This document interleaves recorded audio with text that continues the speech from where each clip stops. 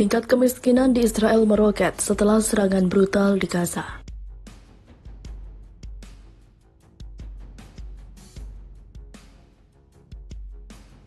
We're talking about a fifth of the population below the poverty line. Perhaps more problematic is the fact that nearly a third of all children in Israel live.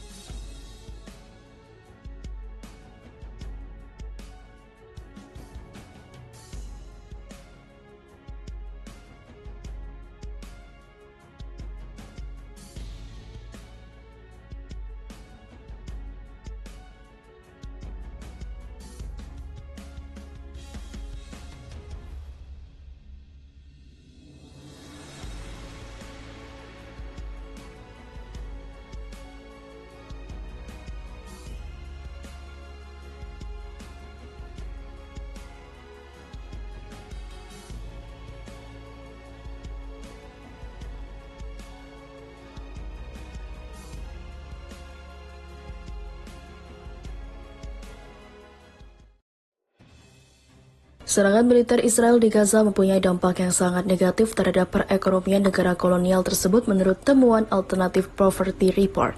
Laporan tahunan tersebut mengungkapkan meningkatnya keadaan darurat sosial ekonomi dan semakin parahnya kemiskinan sejak serangan Israel yang memakan banyak korban jiwa di Gaza yang secara luas dianggap sebagai genosida.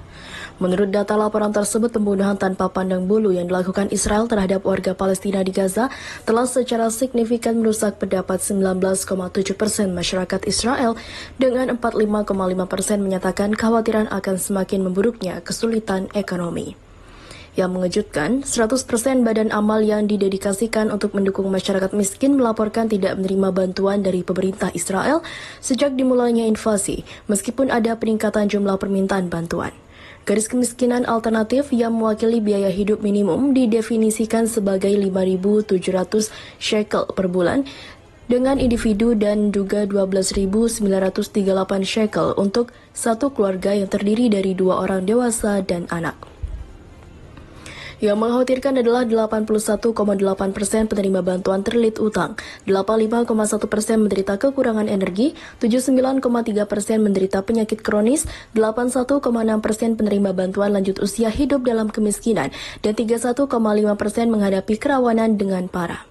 Laporan ini menyoroti keberadaan segmen populasi yang tidak secara resmi diklasifikasikan sebagai kelompok miskin berdasarkan asuransi nasional, namun pada kenyataannya hidup dalam kemiskinan. Keluarga dengan berpendapatan per kapita di atas garis kemiskinan namun di bawah biaya hidup minimum menghadapi tantangan dalam memenuhi kondisi kehidupan yang penting yang mengakibatkan tingkat kemiskinan yang bervariasi. Laporan tersebut juga mengungkapkan 50,9% penerima bantuan mengurangi atau mengabaikan makanan karena keadaan keuangan. Sebagai respon terhadap kesulitan ekonomi, 62,1% melaporkan situasi ekonomi yang memburuk selama setahun terakhir. Selain itu, 20,8% menyatakan kemungkinan besar harus meninggalkan rumah mereka karena kesulitan membayar sewa atau pinjaman perumahan. Ketegangan ekonomi memaksa 66,2% responden menahan diri untuk tidak memperbaiki kerusakan yang signifikan. Selain itu, 73% penerima bantuan menyatakan kesulitan ekonomi memaksa mereka untuk tidak lagi membeli peralatan belajar dasar dan buku pelajaran untuk anak-anak mereka. Kurangnya sumber daya keuangan mengakibatkan 69,4% dari mereka tidak memiliki akses terhadap komputer untuk kebutuhan pendidik anak-anak mereka.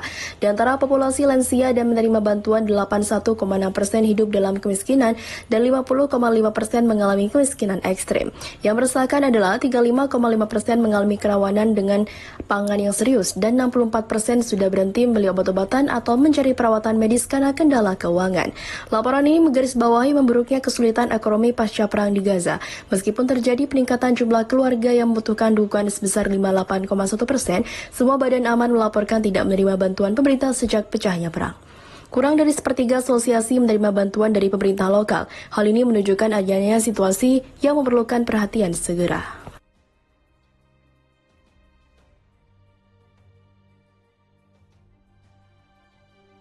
Israel mendapatkan sekaligus 2 pukulan telak di tengah kampanye perang membabi butanya di jalur Gaza. Negara Zionis itu harus menerima kenyataan menderita kerugian pertempuran terburuk dalam kampanye militer selama lebih dari sebulan di jalur Gaza dan menghadapi isolasi diplomatik yang semakin besar ketika kematian warga sipil meningkat dan bencana kemanusiaan memperburuk. Israel mengumumkan kekalahan terburuk dalam pertempuran selama lebih dari sebulan itu setelah penyergapan di reruntuhan kota Gaza. Dilansir dari Reuters, Israel melaporkan 10 tentaranya tewas hanya dalam waktu 24 jam terakhir, termasuk seorang kolonel yang memimpin pangkalan dan seorang letnan kolonel yang memimpin resimen. Militer Israel mengatakan sebagian besar korban tewas terjadi di distrik Sejaya di kota Gaza Utara, di mana tentara disergap saat mencoba menyelamatkan sekelompok tentara lain yang menyerang pejuang di sebuah gedung.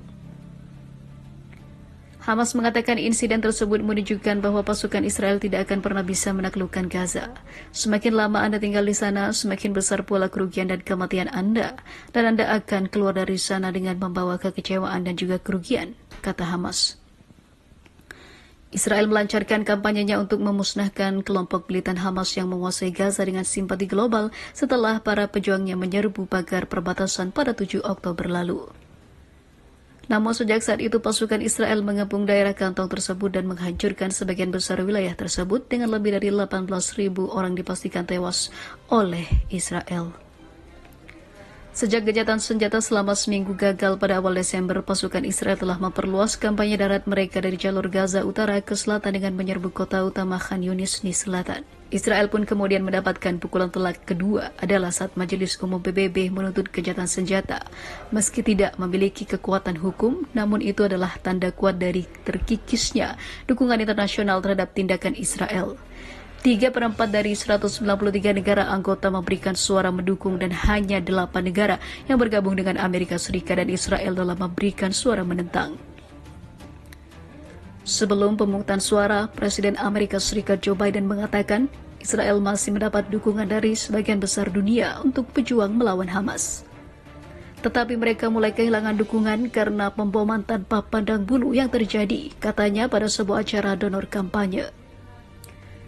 Dalam tanda perpecahan yang paling umum antara para pemimpin Amerika Serikat dan Israel sejauh ini, Biden mengatakan Perdana Menteri Benjamin Netanyahu perlu mengubah pemerintah garis kerasnya dan pada akhirnya Israel tidak bisa mengatakan tidak pada negara Palestina merdeka yang ditentang oleh banyak anggota sayap kanan kabinet Israel. Inilah awal dari kehancuran dan kekalahan rezim Zionis.